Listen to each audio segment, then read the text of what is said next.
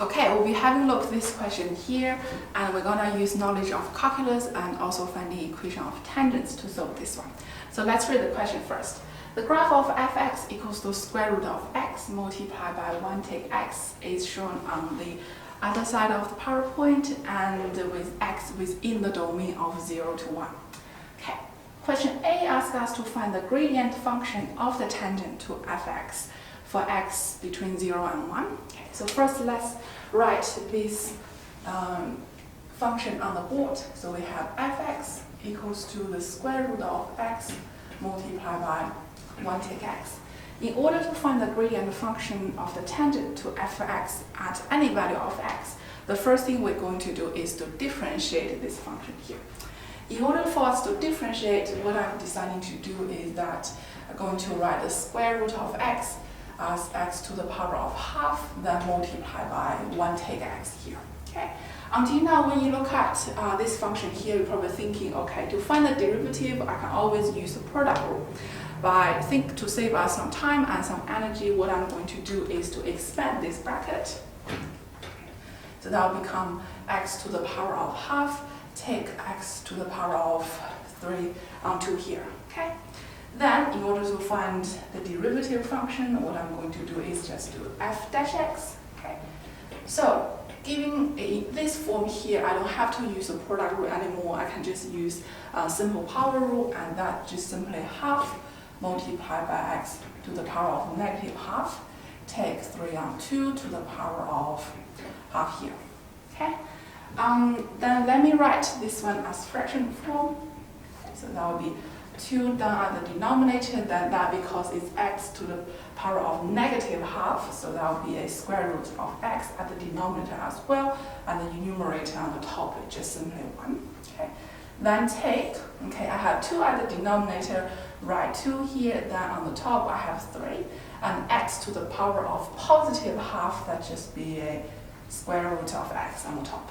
Okay. So I have 2 fractional forms, now I want to put them together. Okay. So what I'm going to do is to multiply the second term by square root of x on square root of x, so that at the denominator I will be able to have a square root of x. So I have 1 on 2 square root of x, take, okay, that will be 3 multiplied by square root of x multiplied by 3 root of x, that will just be x here, okay, then divided by 2 square root of x. So putting everything together, I got 1 take 3x, then divided by 2 multiplied by the square root of x. So this function I get here is called the gradient function of the tangent to fx. Okay, then if you want to calculate the gradient of the tangent to any point, to any value of x, well, we can just simply substitute any value at the position of x here. Okay, right. So let's have a look next a few questions here. So the edges of the right-angled triangle ABC are the tangents to fx as line segment AC and BC. So on this diagram here, you will be able to see that AC and BC, they are all tangent to our function here. Okay, and AC here is one side of the right-angled triangle, and BC here is another side of the right-angled triangle. We have the triangle base, which is a line segment AB. Okay, that is part of the x-axis, and also the angle that AC makes with the positive direction of the x-axis, we're gonna call this angle theta. Okay, and we define that theta is between 45 degree and 90 degree here. Okay, so question B says when theta equals to 45 degree. Okay, so let's say when theta equals to 45 degree here, we are to find the equation of the line segment AC in the form y equals to mx plus c. Okay. So the first thing we're going to do is let's try to interpret why the question gives us theta equals to 45 degree. Okay. Recall that when theta equals to 45 degree, we know that tangent theta equals to 1. Okay. And let's think, how do we actually find tangent theta in this case? We know that tangent theta is the change in y divided by change in x. Okay? And if you recall the definition of a slope or gradient, you find that m, okay, equals to y2 take y1 divided by x2 take x1. Okay, then this is the change in y divided by change in x, which is tangent theta. Okay, and in this case, we know our tangent theta equals to 1. Okay. So therefore, in this case, our gradient of the tangent, okay, which can also be represented by this function here, which is 1 take 3x divided by 2 square root of x equals to 1. Okay, so the reason the question gives us theta equals to 45 degrees is to actually we can deduce the value of the tangent, the slope of the tangent at theta equals to 45 degrees here. Okay. So what I'm going to do is to actually work out x so that I will be able to know the point of contact in this case. Okay, so I got 1 take 3x equal divided by this part here. So I got 1 take 3x, okay, equals to 2 square root of x. I'm gonna square both sides, so that's 1 take 3x squared equals to, be careful here, not be 4 multiplied by x. Okay, and then we got 1 take 6x plus 9x squared equals to 4x, and let me tidy this up a little bit. That just 9 squared take 10x plus 1. Okay, that gives me equals to 0. So we have a quadratic equation to solve, and using factorization, you should be able to see that's 9x take 1, then multiply by x take 1 equals to 0. Okay, then as a result, we have x equals to 1 on 9, okay, or x equals to 1. Okay, so we've got two values for x. One is 1, 9, 1 is x equals to 1. And because we are dealing with the line segment AC, and by inspection we will be able to see that AC is intersecting with this curve here at this point. Okay, and we also know that when x equals to 1, okay, this point is 0. So the point of intersection with AC right here will be x equals to 1 on 9. So we got x equals to 1 on 9 here. Okay, then we know that when x equals to 1 on 9, y equals to, okay, now what we're going to do is substitute the value of x back into the original function here, okay, which is square root of 1 on 9 multiplied by 1 take 1 on 9 here. Okay, so this just be 1 on 3 and multiply by 9 on 8, which is 8 on 27 here.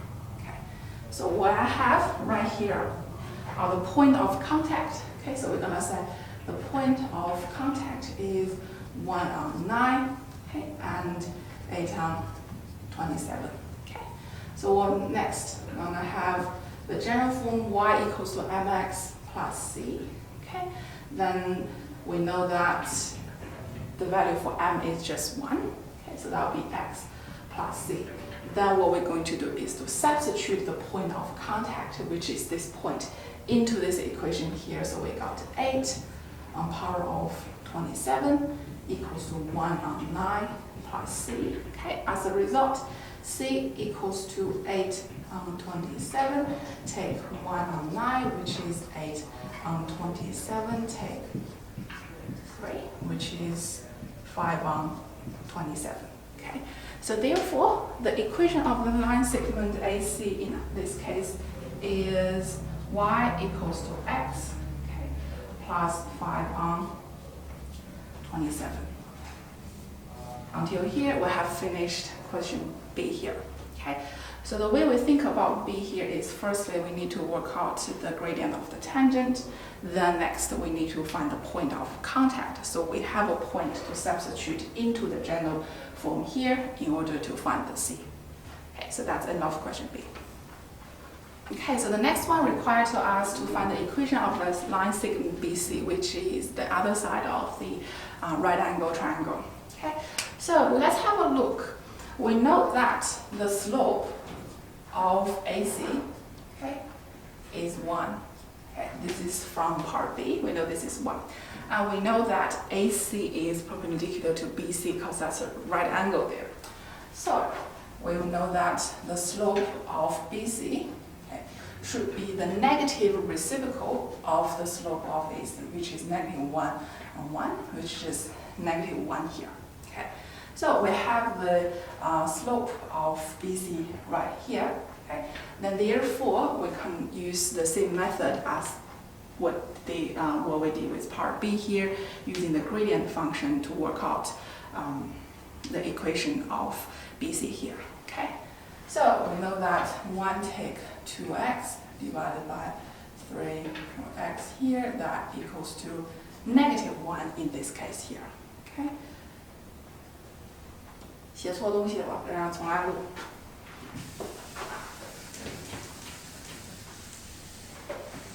就从这个地方开始读，因为我刚才把那个 equation 抄错了。Okay, right. So we know that the slope of BC is -1. Okay, then we're going to use the same method as we did in B, okay, using the gradient function of the tangent to work out the equation of the line segment BC. Okay, then recall the gradient function is 1 take 3x divided by 2 root x, that equals to -1. Same method, 1 take 3x equals to -2 square root x here. Okay. Then to solve this one, I'm going to square both sides, so I get 1 take 3x squared, okay, equals to -2 squared, still return us 4, then square root of x would just be x here. Okay, so until now you should be able to remember, well, this looks exactly the same as what we had with part B at the same step here. Okay, so I'm going to solve this again, so that would be 1 take 6x plus 9x squared equals to 4x. Then we got 9x squared take 10x plus 1 equals to 0. Using factorization again, we got 9x take 1, then x take 1, that equals to 0. So we know that x equals to 1 on 9, and or x equals to 1. Okay. By inspection of the graph, we know we are dealing with the line BC there. Okay, so that will be on the other side of the graph, and therefore we're gonna pick x equals to 1. Okay, when x equals to 1, we're gonna find y, so we're gonna do is substitute x back into the original function there. Okay, so you have to remember when you're trying to find the point of contact, you have to substitute the value of f into the original function, okay, which is fx right here. Okay, fx just equals to square root of 1. Okay, then multiply by 1 take 1, which is 0, so y equals to 0 here. As a result, we know that the point of contact is simply 1, 0 here. Okay, right, then writing it in the general form, y equals to mx equals plus c. Again, okay, this time we know that m of BC is -1. So we put negative x here plus c, and we know the point of contact. When y equals to 0, we have -1 plus c, then as a result, c equals to 1. Okay. The final result is y equals to -x plus 1. Okay. Until here, we have finished part C right there. Okay. Okay, so let me just do this. Okay, all right, let's read part D. Part D says, find the area of the triangle ABC when theta equals to 45 degrees. Okay, so when theta equals to 45 degrees, we have already worked out the equation of the line AC and BC. Okay, so to work out the area of the triangle here, so let's first write out the formula for area of triangle, which is half multiplied by base and multiplied by height here. Okay, the first thing we're gonna look at is base. Recall that the base of this triangle could be the distance AB right here. Okay, so in order to work to find the length of AB here, what we will need is the x coordinate of B. Take x coordinate of A.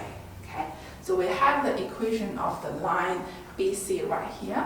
Okay, and let me write out the equation of the line AC is x plus 5 on 27. Okay, so that's the line AC right here.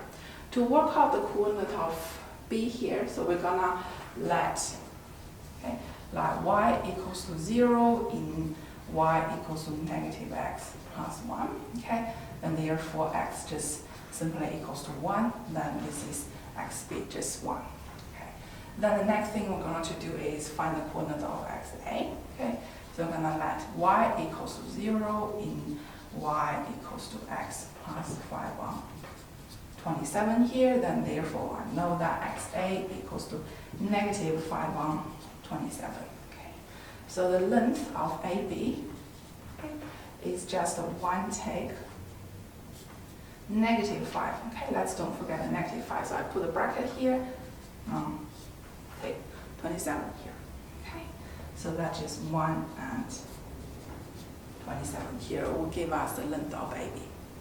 Okay, right. So we found AB. Then what we need to do, we want to find the height of the triangle. In order for us to find the height of the triangle, we can just find the point of intersection of line AC and BC. Okay, then the y-coordinate of C will give us the height. So finding this, we have y equals to negative x plus 1. Okay, again, that is the line BC. Okay, that should intersect with y equals to x plus 5 on 27. Okay, so I have negative x plus 1 equals to x plus 5 on 27. This negative x plus 1 equals to x plus 5 on 27. Okay, so that will give us the coordinate of C when we solve this one here. Okay, so let's solve this one, then that's just 2x equals to 1 take 5 on 27. So you got 2x equals to 22 on 27 here. Then we divide both sides by 2. We got x equals to 11 on 27. Okay, so that will be the x coordinate of point C there, because point C is where AC and BC intersect.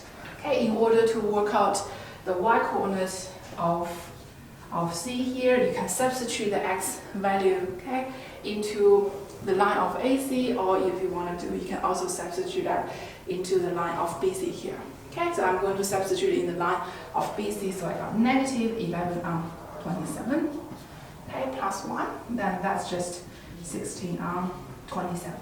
Okay, so that means the y-coordinate of point C is 17 on 27, which is also the height of the triangle.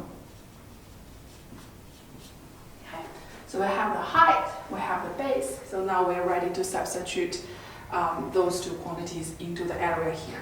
Okay. So A just equals to half multiplied by the base, which is 1 and 5 on 27, okay, then multiply by 16 on 27, which is also the height. Okay, so to do this, I'm just going to pop everything into my calculator. Okay, so now I have an answer for the area is 256, okay, divided by 729. Okay, then don't forget that because you're dealing with area, so we're going to have units squared here. Okay, right. So in this question here, we have used, firstly we used, of course, calculus. Okay, and in calculus here, we used a simple power rule. Okay, simple power rule at the very start when we deal with part A here. Okay, and we also learn how to find gradient of a tangent and also equation of a tangent.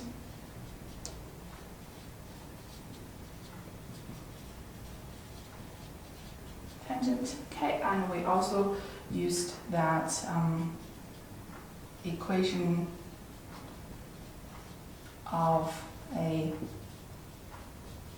perpendicular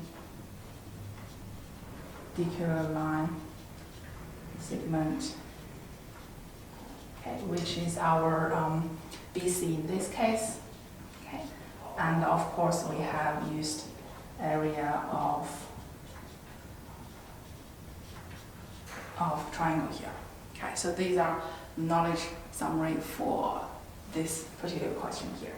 Okay, right. I have also plotted these lines on decimals. Okay, so this line right here is our AC. Okay, this blue line right here is BC, and the point where they intersect is point C. So that's point A, B, C, and this green curve is our curve, which is our original function y equals to square root of x multiplied by 1 take x here. Okay, so that will give you a better visualization of what we have been dealing with.